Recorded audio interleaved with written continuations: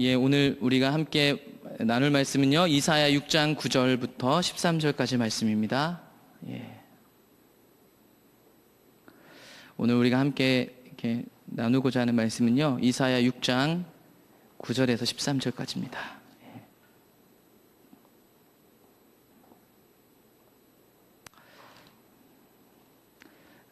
제가 읽겠습니다. 여호와께서 이르시되 가서 이 백성에게 이르기를 너희가 듣기는 들어도 깨닫지 못할 것이요 보기는 보아도 알지 못하리라 하여 이 백성의 마음을 둔하게 하며 그들의 귀가 막히고 그들의 눈이 감기게 하라. 염려하건대 그들이 눈으로 보고 귀로 듣고 마음으로 깨닫고 다시 돌아와 고침을 받을까 하노라 하시기로 내가 이르되 주여 어느 때까지니까 하였더니 주께서 대답하시되 성읍들은 황폐하여 주민이 없으며 가옥들에는 사람이 없고 이 토지는 황폐하게 되며 여호와께서 사람들을 멀리 옮기셔서 이 땅 가운데 황폐한 곳이 많을 때까지니라. 그 중에 10분의 1이 아직 남아있을지라도 이것도 황폐하게 될 것이나 밤나무와 상수리나무가 배임을 당하여도 그 그루터기는 남아있는 것 같이 거룩한 씨가 이 땅의 그루터기니라 하시더라. 아멘. 오늘 이사야 6장 말씀을 가지고요, 하나님 나라의 비밀, 천국 비밀에 대해서 좀 이렇게 함께 생각해 보려고 합니다. 오늘은 여러 부분들을 이렇게 왔다 갔다 하기 때문에 사실은 좀 복잡할 수가 있을 것 같습니다. 근데 말씀 제목처럼 하나님 나라는 비밀이고요, 성경에 보게 되면 천국은 비밀이라는 얘기들이 수도 없이 나오고 있습니다. 비밀의 문을 예수님께서 여셨지만 천국이 비밀이라고 하는 것은 단순히 우리가 예수님이 우리를 구원하셨다라는 한 가지 이론을 우리가 알게 되었다고 해서 그 비밀이 밝게 드러나는 것은 아니었습니다. 오늘 특별히 6장 9절을 선택한 것은 하나님이 천국의 비밀을 얘기하실 때 6장 9절에 있는 말씀들을 예수님이 인용하셨기 때문입니다. 오늘 그래서 하나님 나라, 그리고 깨닫는 것, 그리고 그 깨달음과 하나님 나라를 위해서 예수님이 사용하셨던 비유와 기적들을 좀 살펴보면서 과연 하나님 나라가 어떤 건지, 하나님 나라의 비밀이 무엇인지 함께 나누고자 합니다. 오늘 우리가 읽었던 말씀은 이사야 말씀인데요, 이사야 시대의 상황이 어땠냐면, 우리가 읽었던 오늘 본문 6장 9절에 보면 이렇습니다. 여호와께서 이르시되 가서 이 백성에게 이르기를 너희가 듣기는 들어도 깨닫지 못할 것이요 보기는 보아도 알지 못하리라 하여 이 백성의 마음을 둔하게 하며 그들의 귀가 막히고 그들의 눈이 감기게 하라. 염려하건대 그들이 눈으로 보고 귀로 듣고 마음으로 깨닫고 다시 돌아와 고침을 받을까 하노라 하시기로. 그러니까 지금 하나님이 이사야에게 얘기하시는 거죠. 이 백성에게 듣기는 듣고 보기는 보아도 알지 못할 거랍니다. 이들이 이제 이렇게 돌이키지 못하게 그들의 눈을 감기고 귀가 막히게 하라고 이렇게 얘기하고 있는 것 같습니다. 그런데 사실은 우리는 이 말씀들을 자주 접했지만 그들의 눈을 감기우거나 귀를 가리우려고 했다면 이사야를 보낼 이유가 없었습니다. 이사야뿐만 아니라 구약성경 전체에 수많은 선지자들이 등장하는데 그들은 하나님의 길을 계속 전하면서 돌이키라고 얘기하고 있습니다. 그러니까 이 이사야 6장 9절에서 말하고 있는 말씀은 하나님이 그들의 눈과 귀를 완전히 가려버려서 못 돌아오게 하려는 게 아니라 하나님이 계속 돌아오게끔 선지자들을 통해서도 외치시는데 그들이 돌이키지 않으려는 그들의 악한 상태, 그들이 돌이키지 않는 깨닫지 못하는 상태를 이렇게 표현하는 겁니다. 그러니까 이것은 사실 하나님이 그렇게 막아놓은 게 아니죠. 그럼 이사야가 얘기할 필요가 없으니까요. 근데 이 말씀하고 유사하게 이미 이사야는 1장을 시작할 때 이사야서에서 이런 이상한 얘기들을 하기 시작했습니다. 이사야 1장 3절을 보겠습니다. 이사야 1장 3절에 보면 소는 그 임자를 알고 나귀는 그 주인의 구유를 알건만은 이스라엘은 알지 못하고 나의 백성은 깨닫지 못하는도다 하셨도다. 처음으로 우리가 이 하나님 나라를 보면서 지금 살펴보려는 게 뭐냐면 깨닫는 겁니다. 깨닫는 거. 6장 9절도 깨닫는 것에 대해서 얘기하고 있는데 이미 이사야는 1장부터 얘기할 때 무슨 얘기를 하고 있냐면 이 백성이 깨닫지 못하고 있다고 얘기하고 있습니다. 여러분, 이스라엘은 목축 문화를 갖고 있기 때문에 짐승과 주인의 관계는 서로 아주 친밀한 관계입니다. 그렇기 때문에 소는 그 주인을 알고요, 나귀는 그 주인이 주는 밥 그릇을 안다는 얘기입니다. 이건 매우 친밀하다는 것입니다. 실제로 이스라엘 백성들은 짐승들하고 같이 사니까요. 목축 문화니까. 그런 친밀한 관계성을 그들의 목축 문화에 빗대어서 쉽게 설명하면서 하나님 하시는 말씀은 이 백성이 이 짐승들과 주인이 아는 관계처럼 아는 게 정상인데 하나님을 알지 못한다라고 얘기하고 있습니다. 깨닫지 못하고 있다는 사실이죠. 그러니까 깨닫지 못하고 있는데 근데 문제는 뭐냐면 이 깨닫지 못하고 있는 상태에서 그들이 종교적 열심을 내고 있다는 겁니다. 오늘날 우리가 착각하고 있는 게 뭐냐면 우리는 여기서 사실은 깨닫지 못하고 있다고 생각하는 사람 별로 없을 겁니다. 우리가 이렇게 하나님을 따라가고 군성교회 열정을 보이고 다양한 섬긴 가운데 있고 포도나무교회 다니고 열심히 하나님 따라간다고 생각하니까요. 근데 오늘 깨닫는 것에 대해서 제가 질문을 던지는 건 뭐냐면 이들이 깨닫지 못했다고 하나님이 평가하고 있는데 문제는 깨닫지 못한 상태에서 이들이 하나님을 열심히 쫓아가고 있다는 겁니다. 예. 이사야 1장 11절 여호와께서 말씀하시되 너희의 무수한 재물이 내게 무엇이 유익하뇨? 나는 순양의 번제와 살진 짐승의 기름에 배불렀고 나는 수송아지나 어린 양이나 순념수의 피를 기뻐하지 아니하노라. 너희가 내 앞에 보이러 오니 이것을 누가 너희에게 요구하였느냐? 내 마당만 밟을 뿐이니라. 예. 많은 희생이 있었습니다, 여러분. 이거는 하나님 앞에 물질을 드린 겁니다, 실제적으로. 예. 돈은요 매우 정직합니다, 여러분. 우리가 사랑하는 만큼 드릴 수 있습니다. 그게 하나님 관점에서 아니었을지 몰라도 본인들이 생각하는 그 관점 안에서 사랑하는 만큼 드는 겁니다, 여러분. 누군가가 우리를 사랑한다고 하면서 돈을 쓰지 않는 것은요 사랑하지 않는 겁니다. 그래서 어떤 목회자는요 우리가 하나님을 사랑하는지 다른 무엇을 사랑하는지 확인할 때 자신의 한 달 재정 리스트를 적으라고 합니다. 거기서 돈이 제일 많이 들어가는 부분이요 우리가 사랑하는 거라고 봐도 무방하다고 얘기할 정도입니다. 그런데 이사야 시대 이 사람들은요 엄청난 희생을 드리고 있다는 겁니다. 여러분, 깨닫는 것이 우리가 성경을 통해서 이 과거 구약시대 사람들을 보면서 이 사람들은 못 깨달았네 이렇게 얘기할 수 있는 부분이 아니라는 거죠. 예. 이들이 과연 깨닫지 못했다고 생각하고 있었을까요? 전혀 그렇지 않다는 것입니다. 하나님은 이들이 절대 깨닫지 못하고 있다고 얘기하고 있는데 이들이 이 시대 우리보다 나은 희생을 엄청나게 드리고 있다는 것입니다. 뿐만 아니라 1장 13절 14절은 그들이 많은 모임을 했다는 것을 보여주고 있습니다. 헛된 죄물을 다시 가져오지 말라. 분향은 내가 가증히 여기는 바요. 월삭과 안식일과 대회로 모이는 것도 그러하니 성에 아울러 악을 행하는 것을 내가 견디지 못하겠노라. 내 마음이 너희의 월삭과 정한 절기를 싫어하나니 그것이 내게 무거운 짐이라 내가 지기에 곤비하였느니라. 많이 모였습니다, 여호와의 이름으로. 근데 그것을 견디지 못하겠답니다, 여러분. 소용이 없다 정도가 아니라 싫어한다니까요. 말라기서에 가면 하나님이 성전 문을 닫을 자가 있었으면 좋겠답니다. 구약시대에 있었던 성전은 오늘날의 교회와 기능적인 부분은 비슷할지 모르겠지만 질은 완전히 다른 겁니다. 그 시대에 하나님의 임재를 드러내는 그 유일한 통로, 그 성전 문을 닫았으면 좋겠답니다. 예. 근데 여기서 보세요. 그게 이렇게 예배하는 그들의 예배가 하나님 앞에 무거운 짐이라고 얘기하고 있습니다. 깨닫지 못한 그들이 이렇게 예배하고 있었습니다.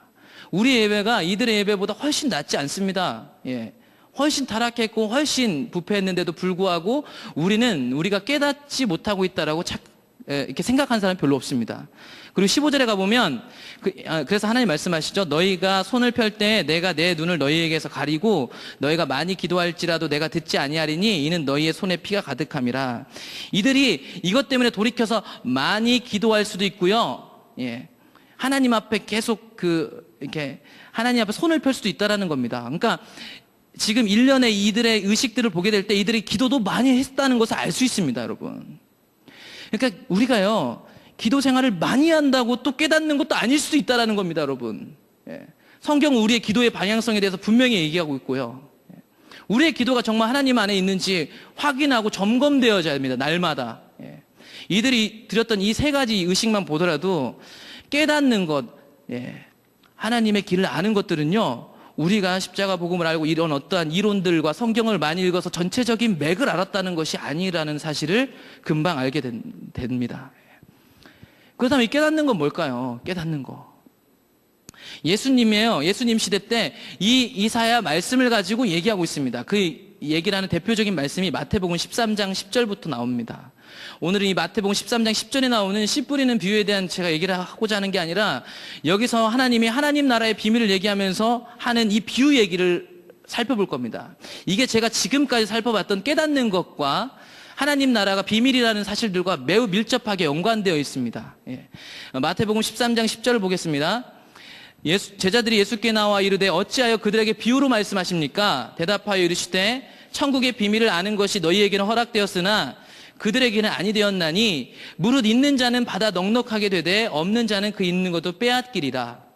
10절, 11절, 12절만 보면 하나님이 비유로 말씀하신 이유는 천국이 비밀이기 때문이라고 얘기하고 있습니다. 그런데 12절에 보면 천국의 법칙이 나오는데 천국의 법칙은 뭐냐면 무릇 있는 자는 받아 넉넉하게 되고 없는 자는 그 있는 것도 빼앗기는 게 천국의 법칙이라는 겁니다. 이 부분을 잘 기억하시고 계속 보겠습니다. 제가 지금부터는 비유에 대해서 얘기할 건데 13절 그러므로 내가 그들에게 비유로 말하는 것은 그들이 보아도 보지 못하며 들어도 듣지 못하며 깨닫지 못함이니라. 이사야의 예언이 그들에게 이루어졌으니 일러스되 너희가 듣기는 들어도 깨닫지 못할 것이요 보기는 보아도 알지 못하리라 해서 15절 이렇게 이사야 6장의 얘기를 이렇게 예수님이 인용하시면서 비유 얘기를 하십니다. 비유 얘기. 그러면서 16절 17절에 가보면 그러나 너희 눈은 봄으로 너희 귀는 들음으로 복이 있다. 내가 진실로 너희에게 이르노니 많은 선지자와 의인이 너희가 보는 것들을 보고자 해도 보지 못하였고 너희가 듣는 것들을 듣고자 해도 듣지 못하였다. 이렇게 얘기를 하고 있습니다. 이 17절에 나오는 보고자 하고 듣고자 하는 것들을 얘네들이 못 봤다. 그 이전에 구약 사람들이 못 봤다라고 얘기하는 것은 이 하나님 나라의 비밀을 여는 열쇠가 예수님이라는 사실을 예수님이 밝히고 있는 겁니다. 그런데 문제는 이 비유 얘기하시면서 예수님은 왜 이렇게 비유로 얘기하셨냐는 얘기죠. 성경 곳곳 마태, 마가, 누가, 요한을 보면 곳곳에서 예수님은 다 비유로 얘기하셨습니다. 거의 다. 그러면 예수님이 이 비유를 사용하신 이유가 뭐냐는 거죠. 비유에는 두 가지 이유가 있을 겁니다. 지금 우리가 살펴봤던 문맥에서 나오는 명백하게 비밀로 하기 위해서. 비밀로. 근데 또 한 가지는 이제 병행 구절을 보면서 이렇게 살펴보겠습니다. 이 마태복음 13장에 나와 있는 다른 복음서에 나오는 병행 구절을 보게 되면 마가복음 4장 보겠습니다. 마가복음 4장 11절 이르시되 하나님 나라의 비밀을 너희에게는 주었으나 외인에게는 모든 것을 비유로 하나니 이는 그들이 보기는 보아도 이렇게 얘기합니다. 뒤에 똑같이. 그러니까 외인에게는 모든 것을 비유로 했답니다. 근데 외인에게만 비유로 얘기한 게 아니거든요. 제자들과 모두에게 비유로 얘기했습니다. 누가복음을 볼까요? 누가복음 8장 9절 제자들이 이 비유의 뜻을 물으니 이르시되 하나님 나라의 비밀을 아는 것이 너희에게는 허락되었으나 다른 사람에게는 비유로 하나니 이는 그들로 보아도 보지 못하고 들어도 깨닫지 못하게 하려 함이라. 똑같이 비유로 얘기했거든요.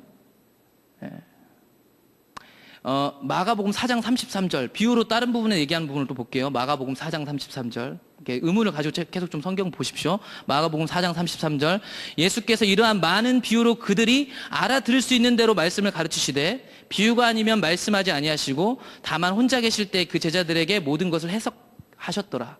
그러면 이 제자들에게 해석해 준 것이 비유를 깨닫게 해준 거고 다른 사람에게는 해석을 안 해줬기 때문에 못 깨달았다는 얘기인가? 이렇게 생각할 수 있을지 모르겠습니다. 근데 뒤에 다른 걸 일단 보기 전에 이 부분을 쉬운 성경은 어떻게 얘기하고 있냐면 마가복음 4장 33절을 예수님께서는 많은 비유를 사용하여 사람들이 알아들을 수 있도록 말씀했습니다. 이렇게 얘기하고 있습니다. 그러니까 이 비유, 성경에 나타난 예수님의 비유에 두 가지 역할이 있습니다. 하나는 뭐냐면 다 들을 수 있게. 또 하나는 뭐냐면 비밀로 하기 위해서. 그러니까 성경에 곳곳에 남겨져 있는 예수님의 비유를 이 두 가지 형태로 보아야 됩니다, 여러분. 비밀로 숨기고 뒤에 가서 얘기해 준 게 그 비밀을 깨닫게 하려고 한 게 아니라는 사실을 어디서 보냐면 누가복음 24장을 보십시오. 누가복음 24장.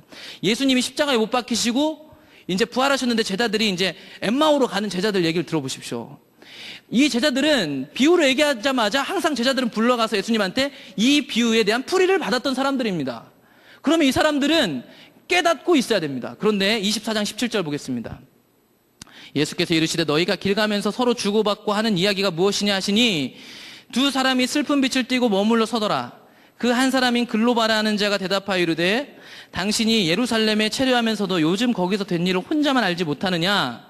이르시되 무슨 일이냐. 이르되 나사렛 예수이리니 그는 하나님과 모든 백성 앞에서 말과 일에 능하신 선지자이거늘 우리 대제사장들과 관리들이 사형 판결에 넘겨주어 십자가에 못 박았느니라. 우리는 이 사람이 이스라엘 속량을 잘하고 바랐노라. 바랬는데 아니었다는 얘기죠. 여러분 지금 이 비유를 예수님이 쓰실 때 천국의 비밀에 대해서 얘기했습니다. 이 비유를 쓰신 이유는 천국의 비밀을 깨닫게 하기 위해서 외인에게는 숨기고 그 외인에게 숨기고 뒤에 가서 설명해 준 게 깨닫는 거였다면 이 제자들은 우리는 이 사람이 이스라엘 속량할 사람이라 여전히 믿고 있어야 됩니다. 여러분 하나님 나라의 비밀을 알기 때문에 하나님 나라의 비밀을 푸는 열쇠가 예수님이기 때문에. 근데 이 사람들, 이 제자들이 모르고 있단 말입니다, 여러분. 예. 그러니까 단순히 비유가 뜻풀이해주는 것이 아니라는 얘기입니다, 여러분. 이 비유라는 것을 우리가 쉽게 생각할 수 있는 부분이 아닙니다. 모두에게 들려질 수 있는데 누군가만 깨달을 수 있는 이 천국의 비밀. 우리가 아까 이사야에서 읽었던 말씀과 뭔가 비슷하지 않습니까? 모두 듣게 될 겁니다. 모두 봅니다. 근데 누구는 듣고 누구는 못 듣고 누구는 보고 누구는 못 본다는 것입니다, 여러분. 비유가 신약에서 정확히 똑같은 역할을 하고 있습니다. 그러니까 신약에서 예수님이 하나님 나라의 비밀을 가르치는 비유와 구약 성경에서 얘기하고 있는 깨닫는 것은 매우 밀접한 관련이 있다라는 것입니다, 여러분. 예. 그러면서 이제 몇 가지 비유들을 좀 더 볼 건데요. 예. 마태복음 21장을 보겠습니다. 마태복음 21장. 그러니까 지금 여기서 한 가지 정리하고 할 건 뭐냐면 이사야 6장에서 얘기하는 깨닫는 것과 신약 성경에서 예수님이 보여주시는 비유, 이제 하나 기적도 볼 건데 기적, 그리고 하나님 나라, 이 세 가지가 매우 밀접한 관련이 있다라는 것입니다. 그래서 아까 우리가 이사야를 시작으로 해서 이사야의 깨닫는 것을 통해서 이 깨닫는 것과 비유가 연결되어 있는 것을 본 거고요, 방금까지. 이 비유와 이제 하나님 나라가 연결되어 있다는 걸 보았기 때문에 이 하나님 나라에 대해서 이야기하고 있는 신약 성경 조금 몇 군데를 보겠습니다. 마태복음 21장 28절에 보면 이렇게 얘기합니다. 대제사장과 예수님의 권위 논쟁 때 한 얘기입니다. 그러나 너희 생각엔 어떠하냐? 어떤 사람에게 두 아들이 있는데 맏아들에게 가서 이르되 예 오늘 포도원에 가서 일하라니 대답하여 이르되 아버지 가겠습니다 하더니 가지 아니하고 둘째 아들에게 가서 또 그와 같이 말하니 대답하여 이르되 실소이다 하였다가 그 후에 뉘우치고 갔으니 그들 중에 누가 아버지의 뜻대로 하였느냐? 이르되 둘째입니다. 예수께서 그들에게 이르시되 내가 진실로 너희에게 이르노니 세리와 창녀들이 너희보다 먼저 하나님의 나라에 들어갈 거다. 여러분 이 말씀만 가지고 본다면 세리와 창녀들이 하나님 나라의 비밀을 깨닫고 알고 들어가게 된다고 얘기하고 있는 겁니다, 여러분. 예. 여기서 당연히 첫째 아들은 누구냐면 그 당시 종교 지도자들을 가리키겠죠, 그렇죠? 세리와 세리와 창녀들은 그 당시 누가 봐도 죄인이라고 얘기하는 사람들입니다. 그런데 예수님이 이상한 얘기를 하십니다. 하나님 나라는 비밀이라고 그렇게 얘기하셨는데 그 비밀에 먼저 참여할 사람이 바로 세리와 창녀들이라고 얘기하고 있기 때문입니다. 예.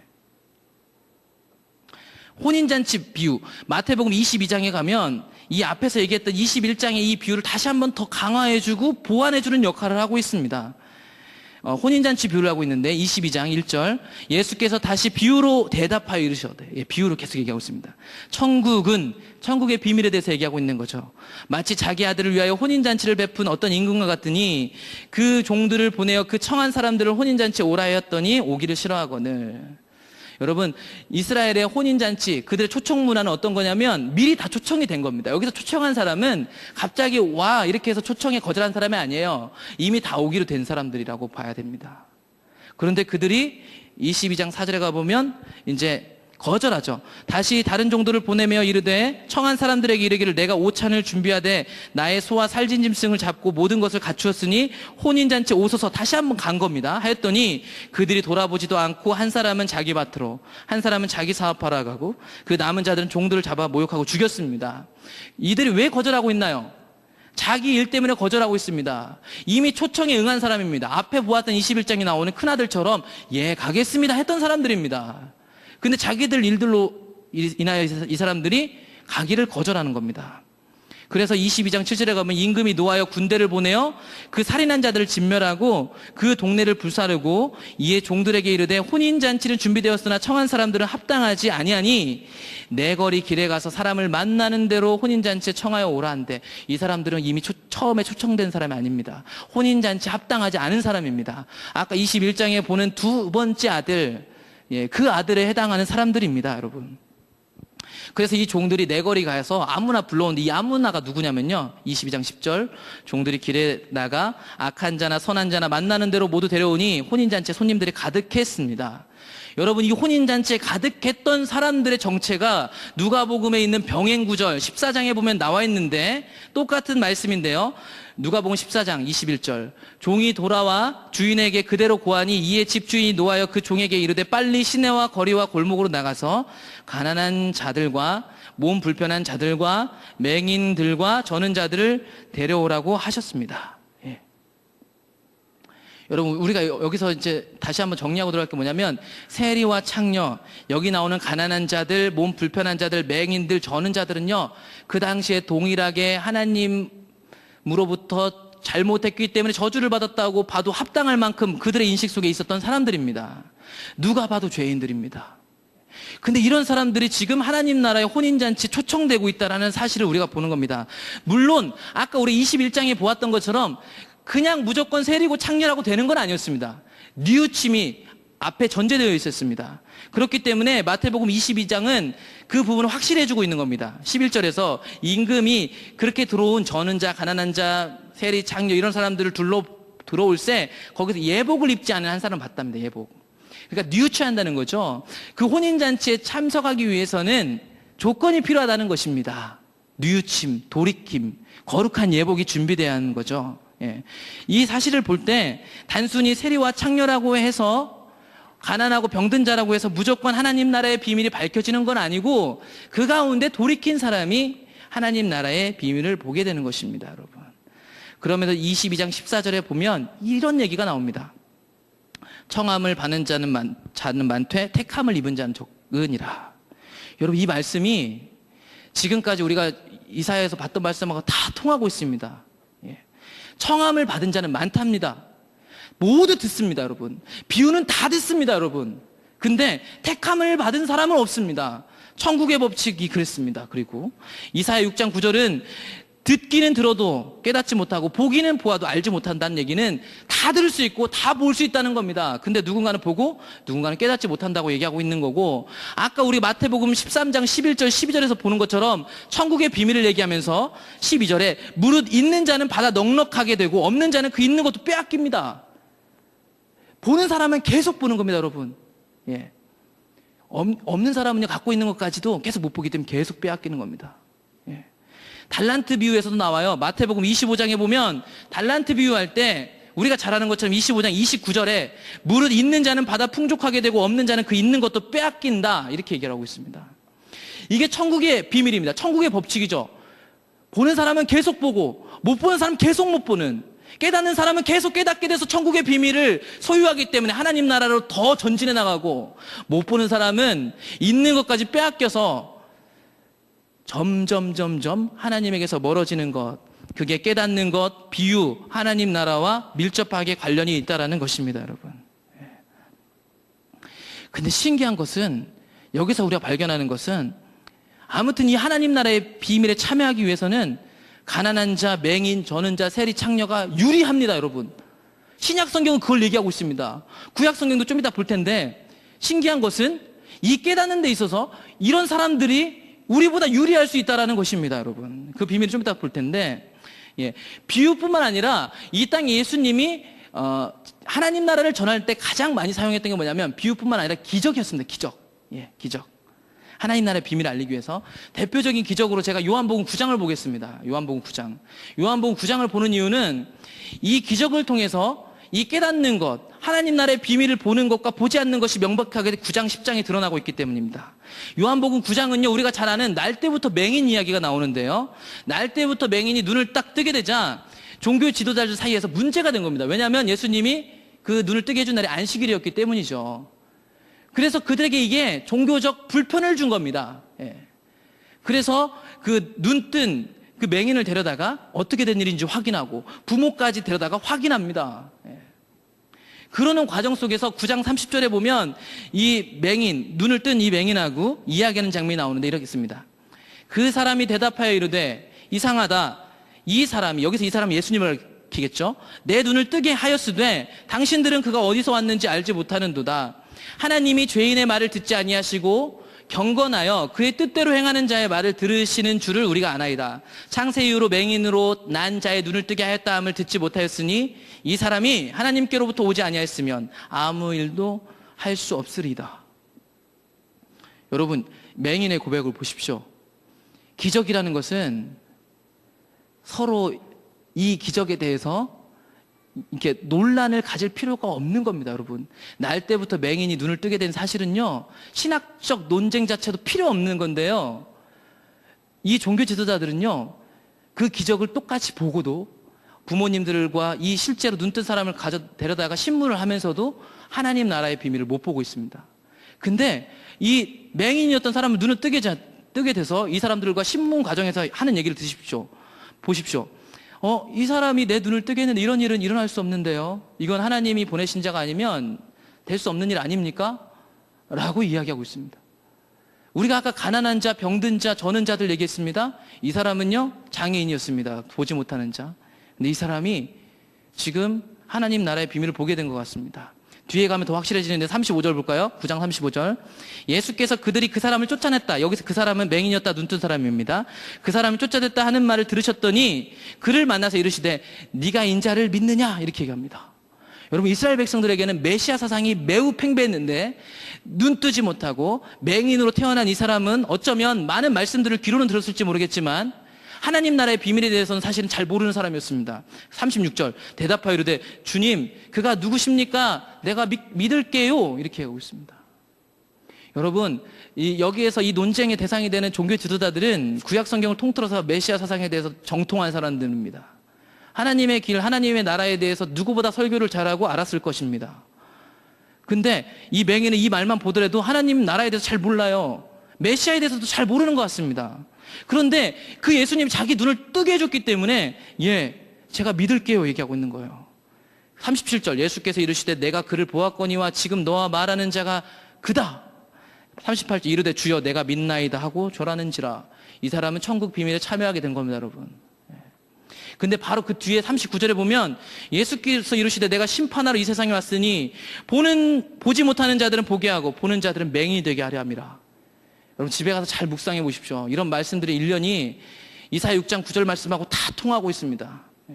바리새인 중에 예수와 함께 있던 자들이 이 말씀을 듣고 우리도 맹인인가? 이렇게 얘기를 하고 있습니다. 그랬더니 예수께서 이르시되 너희가 맹인이 되었더라면 죄가 없으려니와 본다고 하니 너희 죄가 그대로 있다. 얘기를 하고 있습니다. 뭔지 좀 이제 어느 정도 감이 오시나요? 기적, 비유, 이 모든 것들은 하나님 나라에 대해서 완전히 개방되어 있는 거였습니다. 근데 누구는 보고 누구는 보지 못했다는 얘기입니다. 하나님 나라에 대해서, 여호와에 대해서 깨닫도록 수많은 선지자가 보내졌고 수많은 그들의 말이 성취됐고 어떤 사람은 홍해 바다를 가르고 어떤 사람은 하늘에 불을 내렸습니다, 여러분. 근데 누구는 봤고 누구는 보지 못했다는 겁니다. 이게 하나님 나라의 비밀입니다. 이 9장 말씀을 맺자마자 10장에 가면 바로 또 하나의 비유가 나오는데 이 비유가 더 이런 9장에 나오는 해석을 더 확실하게 뒷받침해 줍니다. 10장에 가면 우리가 잘 아는 목자와 양의 비유를 통해서 예수님과 예수님의 양된 성도를 비유로 나타내시면서 이런 얘기를 합니다. 10장 2절. 문으로 들어가는 이는 양의 목자라 문지기는 그를 위하여 문을 열고 양은 그의 음성을 듣나니 그가 자기 양의 이름을 각각 불러 인도하여 내느니라. 자기 양을 다 내어놓은 후에 앞서가면 양들이 그의 음성을 아는 고로 따라온답니다. 10장 3절 4절을 보면 이스라엘의 목자와 양의 관계는 어떤 관계냐면 아까 말씀드린 것처럼 매우 친밀하기 때문에 목자는 양들이 다 똑같이 생겼는데도 불구하고 한 명 한 명의 이름을 알 정도로 양을 다 알고 있습니다. 마찬가지로 이 양은 목자의 음성을 알아듣는다고 얘기하고 있습니다. 10장 5절. 타인의 음성을 알지 못하는 고로 타인을 따르지 아니하고 도리어 도망합니다. 예수께서 이 비유로 그들에게 말씀하셨는데 그들은 그가 하신 말씀이 무엇인지 알지 못했습니다, 여러분. 여기서 그들은 9장에서 나왔던 그 종교 지도자들입니다, 여러분. 잘 보세요. 10장 1절부터 6절까지의 말씀을 보면 6절에 그들이 이 비유를 듣고 그가 하신 말씀이 무엇인지 알지 못했다라고 하는 것은 이미 10장 3절 4절에서 얘기하는 것처럼 본인들 스스로가 예수님이 양이 아님을 증명하는 겁니다. 증명하는 거예요. 여러분, 이 말이 10장 1, 2, 3, 4, 5절에 나와 있는 말이 어려워가지고 우리처럼 신학이 발달하지 않아서 목자와 양의 관계를 모르기 때문에 이들이 지금 모른다고 얘기하는 걸까요? 여기 나오는 바리새인 종교 지도자들은 이스라엘 후예들입니다.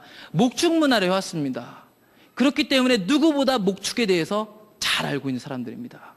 그래서 예수님이 목자와 양해 가지고 비유로 얘기하는 겁니다. 근데 6절에 보면 그들이 이 말씀을 깨닫지 못했다고 얘기하고 있습니다. 10장 3절 4절 얘기는 아까 이사야 1장 3절에 나왔던 말씀처럼 주인을 알고 주인은 양을 아는 관계 니네 다 알잖아. 그것처럼 이렇게 얘기를 하고 계시는데 이들이 알지 못했다라고 기록하고 있는 걸 보면 그 종교 지도자들은 예수님이 양이 아니라는 것을 본인들이 스스로 입증하고 있는 겁니다. 여러분 이런 그 주장은요 누가복음 15장에 보면 우리가 잘 아는 비유를 통해서 더 확실해집니다. 누가복음 15장에 보면 우리가 잘 아는 100마리 중에 한 마리 잃어버린 양에 대한 비유가 나오는데 15장 3절 예수께서 그들에게 비유로 이르시되 너희 중에 어떤 사람이 양 100마리가 있는데 그 중에 하나를 잃으면 99마리를 들에 두고 그 잃은 것을 찾아내기까지 찾아다니지 아니하겠느냐 이렇게 얘기합니다. 여러분의 양 100마리가 있습니다. 100마리 중에 한 마리 잊어버리는 찾으러 갈 사람 있습니까? 없어요. 근데 우리는 어릴 때 왜 이걸 가지고 아멘했죠? 참 신기한 겁니다. 이건 이스라엘 백성들밖에 이해할 수 없는 말씀입니다. 이스라엘의 목축 문화를 알지 못하면 절대 이해할 수 없는 말. 이스라엘에 왜 이 비유가 통하고 있냐면 아까 말씀드린 것처럼 이스라엘의 목자와 양의 관계는 친밀한 관계. 집에서 같이 살아요. 이름도 알아요. 목소리를 알아요. 바꿔 얘기할까요? 우리 자녀하고 똑같은 거예요. 10손가락 깨물어서 안 아픈 손가락 있습니까? 10명의 자녀가 있어요. 우리 아들이 10명 있으니까 한 명이 가출해요. 그러면 마음 편하게 9명 있으니까 그대로 있을 수 있습니까? 이런 관계예요, 이 말은. 그렇기 때문에 자신있게 예수님이 야 100마리 중에 한 마리 잊어버렸는데 안 찾을 사람 있어? 이렇게 얘기를 하고 5절 또 찾아낸즉 즐거워 어깨에 메고 오지 않을 사람 있어? 6절 집에 와서 그 벗과 이웃을 불러 말하되 나와 함께 즐기자 나의 잃은 양을 찾았다 이렇게 안 할 사람이 있냐는 거예요. 그러면 이 말은 이스라엘 전체가 다 이런 관점을 알고 있는 겁니다, 여러분. 그러니까 방금 우리가 10장에서 봤던 목자와 양의 비유를 이 종교 지도자들이 이해를 못했다거나 이 비유의 뿌리를 못 받아서 못 몰랐다는 얘기가 아니란 말입니다. 예. 그러니까 이 비유를 깨닫는다는 것이 단순히 우리가 내용을 이해하고 있는 것이 비유를 깨닫는 것이 아니라는 사실이 여기서 밝혀지고 있는 겁니다.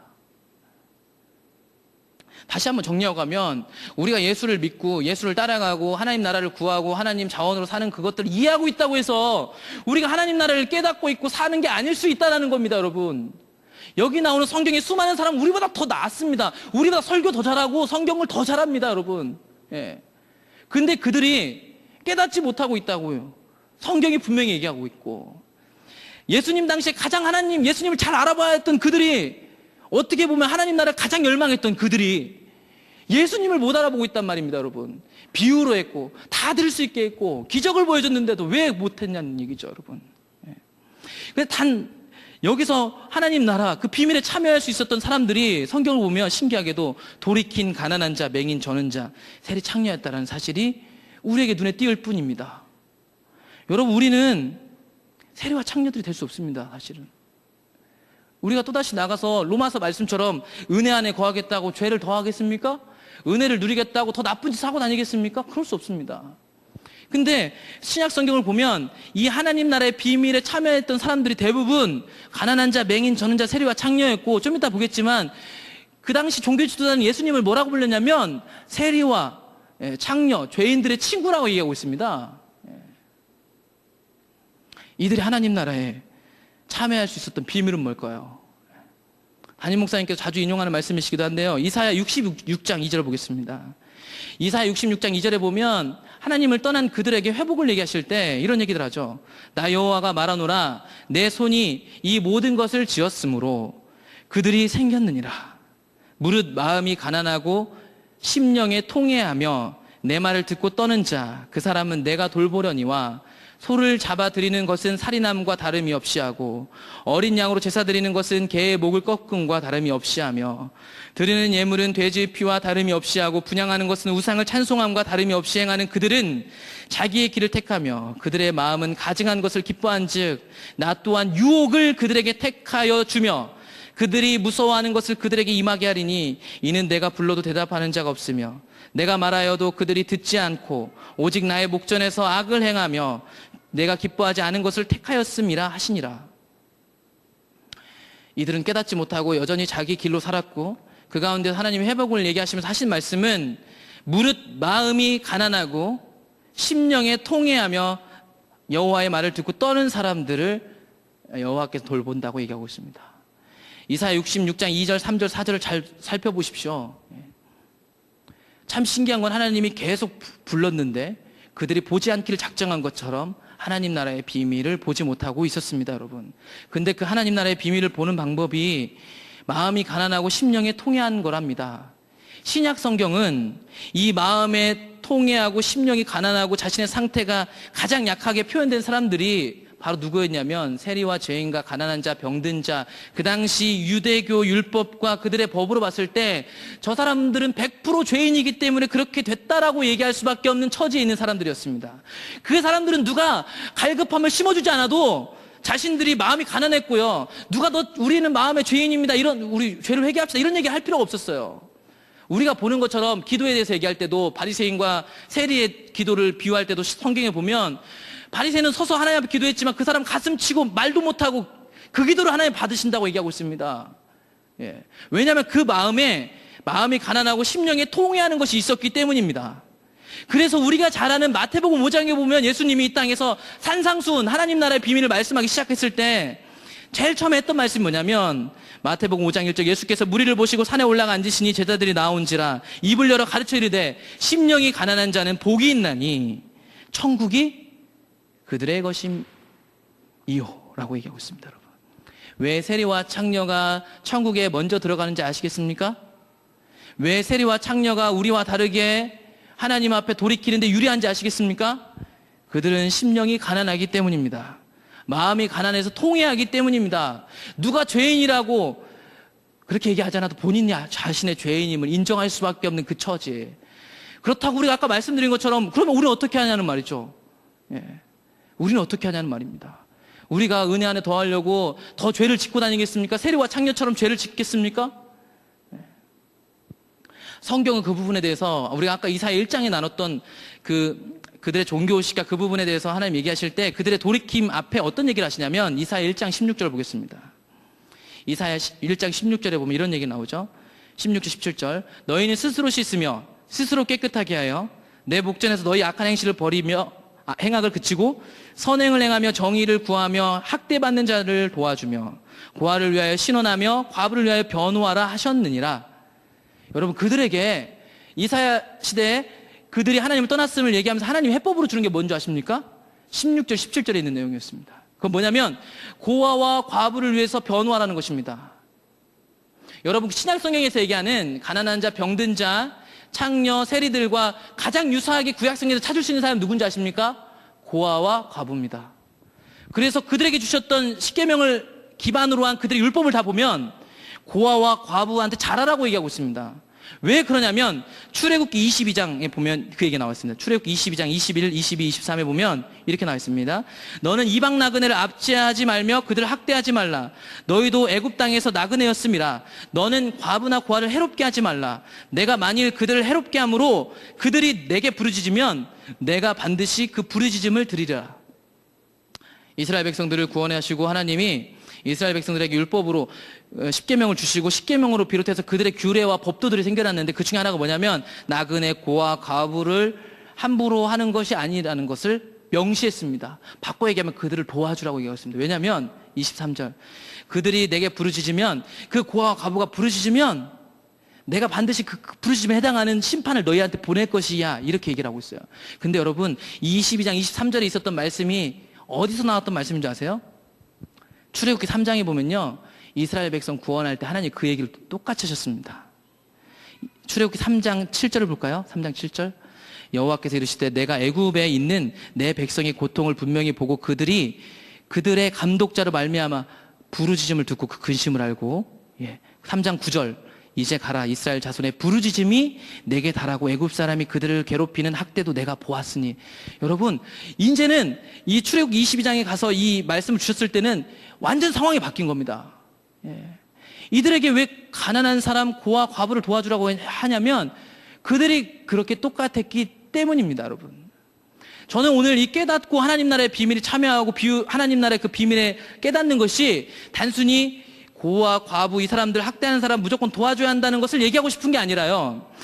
구약 성경이나 신약 성경에서 그 약자들을 얘기하고 있는 것은 뭐냐면 예수 그리스도를 알기 전에, 구원받기 전에 이스라엘 백성이 그 처지였다라는 것을 알려주는 것, 그 처지였음을 인식하는 것이 하나님 나라의 비밀을 깨닫는데 매우 중요한 역할을 하고 있다는 걸 말하고 싶은 겁니다, 여러분. 그러니까 단순히 오늘날에 이 구절만 가지고 불쌍한 사람들 많이 도와주고 기부하면 되는 줄 아는데 저는 그것을 말하는 게 아니에요. 바꿔 얘기하면 하나님이 원하시는 그 일 앞에 있는 것, 우리가 원하고 우리가 원하는 사역이 아니라 하나님 앞에 끌려가는 그 일 앞에 있는 게 우리가 애통할 수 있고 우리가 창녀와 세리와 같이 자신을 볼 수 있는 자리라는 것입니다. 하나님이 이 고아와 과부한테 이렇게 잘하라고 한 얘기는 정확하게 그들이 출애굽께서 그렇게 부르짖었기 때문에 구해낸 것처럼 그들을 도와야지만, 그 자리에 있어야지만 자신이 이전에 고아와 과부였다는 사실이 인식된다는 것입니다, 여러분. 신약 성경과 구약 성경 그걸 정확히 보여주고 있는 겁니다. 그래서요, 창세기 12장 3절에 가보면 하나님이 인간을 회복하시기 위한 계획을 만들어 가실 때 가장 중요한 시점 중에 하나가 아브라함하고 언약을 맺는 과정입니다. 아브라함하고 언약을 맺기 위해서 아브라함 불러내셨을 때 12장 3절에 보면 이런 얘기를 하시죠. 너를 축복하는 자에게는 내가 복을 내리고 너를 저주하는 자에게는 내가 저주하리니 땅의 모든 족속이 너로 말미암아 복을 얻을 것이라. 여러분, 땅의 모든 족속이 복을 받길 원하시는 게 하나님의 뜻입니다, 여러분. 여기서 복은 우리 잘 먹고 잘 사는 게 아니라 그 하나님이 창세기 1, 2장에서 얘기했던 그 복, 그 복을 얘기하는 겁니다. 하나님이 원하셨던 원래 뜻대로 돌이켜지는 것을 얘기합니다. 그러니까 하나님의 관심은 어디 있냐면 하나님의 일이 이루어지는 것에 있습니다.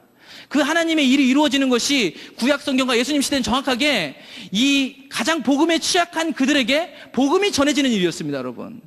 하나님의 백성임에도 불구하고 그들 가운데 주님에게서 가장 취약한 계층에 있었던 사람들을 보면서 우리가 애통할 수 있는 것입니다.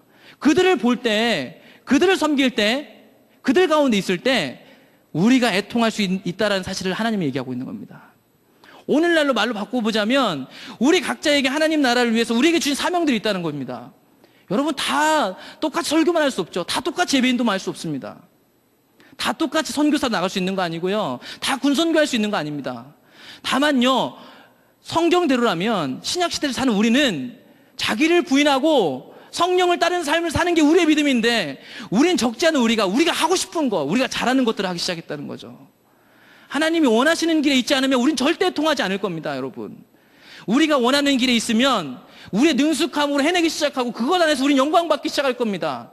하나님이 원하시는 자리에 있어야 우리가 세리고 창녀였다는 게 보이기 시작합니다, 여러분. 그렇기 때문에 그 자리로 가야 되는 겁니다, 여러분. 누가복음 7장 34절에 보면 그래서 인자는 와서 먹고 마심에 너희 말이 보라 먹기를 탐하고 포도주를 즐기는 사람이요 세리와 죄인의 친구로다, 이런 평가를 받으셨습니다. 그 당시 유대인 이스라엘 백성임에도 불구하고 제일 취약계층에 있었던 하나님 나라가 너무나도 필요했던 그들에게 예수님은 가셨습니다. 오늘 예수님이 어디 가기 원하실까요, 여러분? 여러분 각자에게 보여주시는 그 길이 어디입니까? 거기 있지 않으면 우린 절대로 가난한 마음 가질 수 없습니다.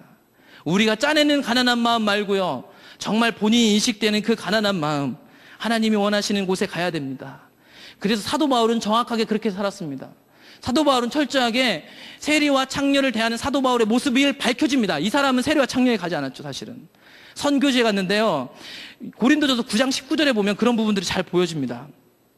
고린도전서 9장 19절. 내가 모든 사람에게서 자유로우나 스스로 모든 사람에게 종이 된 것은 더 많은 사람을 얻고자 함이라. 20절. 유대인들에게는 내가 유대인과 같이 된 것은 유대인들을 얻고자 하며 율법 아래 있는 자들에게는 내가 율법 아래 있지 아니하나 율법 아래 있는 자 같이 된 것은 율법 아래 있는 자들을 얻고자 하며 율법 없는 자에게는 내가 하나님께는 율법 없는 자가 아니지만 도리어 그리스도의 율법 아래 있는 자이나 율법 없는 자와 같이 된 것은 율법 없는 자들을 얻고자 함이라. 약한 자들에게 내가 약한 자와 같이 된 것은 약한 자들을 얻고자 하며 내가 여러 사람에게 여러 모습이 된 것은 아무쪼록 몇 사람이라도 구원하고자 함이니 내가 복음을 위하여 모든 것을 행하면 복음에 참여하고자 함이라. 여러분, 사도 바울은요, 세리에게 가면 세리가 된 거고 창녀에게 갔으면 창녀가 된 거고요, 율법 있는 사람한테 가면 율법주의자가 됐고요, 은혜를 말하는 그것에 가면 은혜 있는 사람처럼 행동했습니다, 여러분. 오늘날 우리가 알고 있는 몇 가지로 사람들을 평가하기 시작했습니다. 우리가 몇 가지 아는 것 때문에 어느 교회 가면 예배를 못해요. 삶에서 하나님 따라가는 게 뭔지 몰라요. 아무리 설명해도. 여기서 아무리 시끄럽게 예배해봤자요, 삶에서 하나님의 길을 보지 못하면 울리는 꽹과리입니다, 그게. 근데 우리가 그렇게 살고 있습니다. 성경에 말하는 깨닫지 못한 자가 바로 우리입니다, 여러분. 우리의 갈급함이 있습니까, 여러분? 우리가 주님의 나라를 생각할 때 하나님의 뜻이 이루어지기 원합니다라고 얘기할 때 우리 안에 눈물이 일어납니까? 우리가 몇 가지만 만들어 내가 할 수 있는 하나님 나라의 일의 제목을 얘기해놓고 기도할 수 있어도 하나님 나라, 하나님 뜻이 이루어지기 원합니다 라는 그 얘기 할 때 우리 안에 울림이 있습니까? 다 우리가 우리의 원하는 대로 가고 있다는 명백한 증거입니다, 여러분. 사도 바울은 철저하게 끌려다녔습니다. 자기가 못하는 길로 갔고, 자기가 하기 싫은 길로 갔고, 자기 스타일 아닌 곳으로 하나님 인도하시면 갔다는 얘기입니다. 거기 가지 않으면 절대로 우리는 가난한 마음, 통회하는 마음이 절대 생겨날 수 없습니다.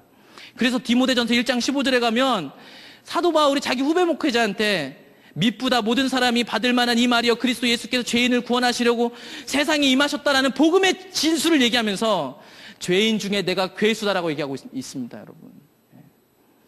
사도 바울은요, 끌려다니는 삶을 살았기 때문에 모든 순간마다 자신의 괴수됨, 자신의 죄인됨을 인식했던 것 같습니다, 여러분. 사도 바울 정도 되면요, 이런 얘기 안 해도 된다니까요. 근데 복음의 진수를 얘기하면서 디모데 전후서는 말미에 기록된 성경인데도 불구하고 그가 자신을 죄인 중에 괴수라고 얘기하고 있다는 것은 그가 철저하게 끌려다니는 삶을 살았다는 거고, 성경도 정확하게 사도 바울이 성령에 끌리는 삶을 살았다고 말하고 있습니다, 여러분.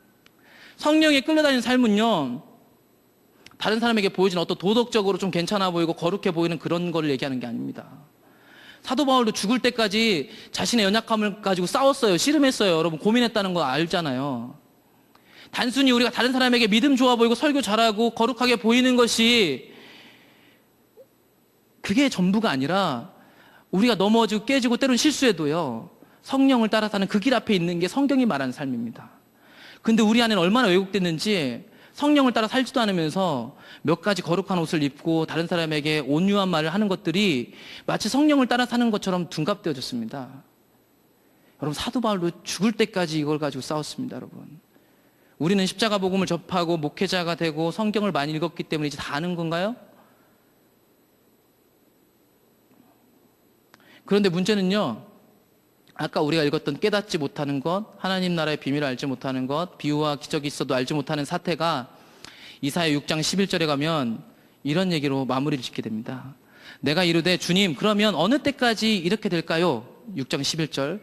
그러니까 어느 때까지 이 사람들이 못 깨닫고 못 보고 안 돌이킬까요? 주께서 대답하시되 성읍들은 황폐하여 주민이 없으며 가옥들에는 사람이 없고 이 토지는 황폐하게 되며, 12절, 여호와께서 사람들을 멀리 옮기셔서 이 땅 가운데 황폐한 곳이 많을 때까지 그런답니다. 그러니까 그들에게 이 악순환이 어떻게 되겠다고요? 계속 더 그럴 겁니다, 여러분. 더. 게다가 13절에 보면 이렇게 많을 때까지인데 그 중에 10분의 1밖에 안 남았는데 10분의 1이 아직 남아있을지라도 이것도 황폐하게 된답니다, 여러분. 밤나무와 상수리나무가 배임을 당하여도 그 구루터기가 남아있는 것 같이 거룩한 씨가 이 땅의 구루터기라. 상태는 계속 안 좋아지는데 아주 작은 남아있는 씨앗들을 통해서 하나님이 다시 회복시킬 것을 얘기하고 있습니다, 여러분.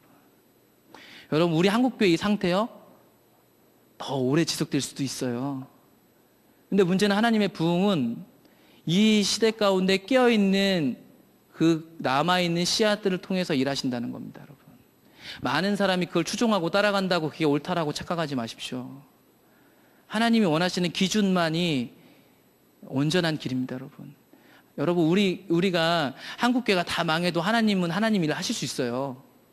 마치 우리가 막 성도들 엄청 늘리고 우리가 부흥을 만들어내야 하나님 일하실 수 있을 것처럼 착각하지 마십시오. 우리가 하나님 길을 다 떠나고 다 깨닫지 않기를 작정해도 깨달은 사람 한 사람을 통해서 하나님은 부흥을 이루실 겁니다. 그게 하나님이 원하시는 부흥이고요, 그게 진짜 부흥입니다, 여러분. 그걸 보고 우리가 가고 있는 겁니다, 여러분.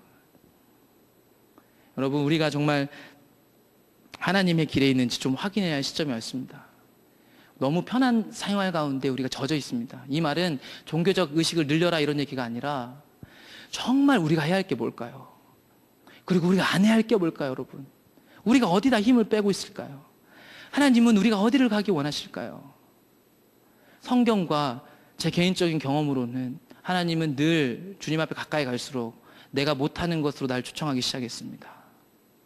우리가 할 수 없는 그곳, 주님이 절박하게 필요함을 인식할 수 없으면 할 수 없는 그곳으로 항상 인도하셨고, 그 길로 갈 때 자신의 약함을 보고 자신의 죄인됨을 다시 한번 상기하고 주님의 은혜를 구하게 하셨습니다. 성경의 모든 사람들이. 오늘 이사야 말씀을 나누면서 저와 여러분들이 그렇게 하나님 나라의 비밀을 깨닫게 되기를, 그 비밀을 보시기를 간곡히 축복하고 그 길 앞에 서시기를 바랍니다. 찬양하고요, 기도하겠습니다.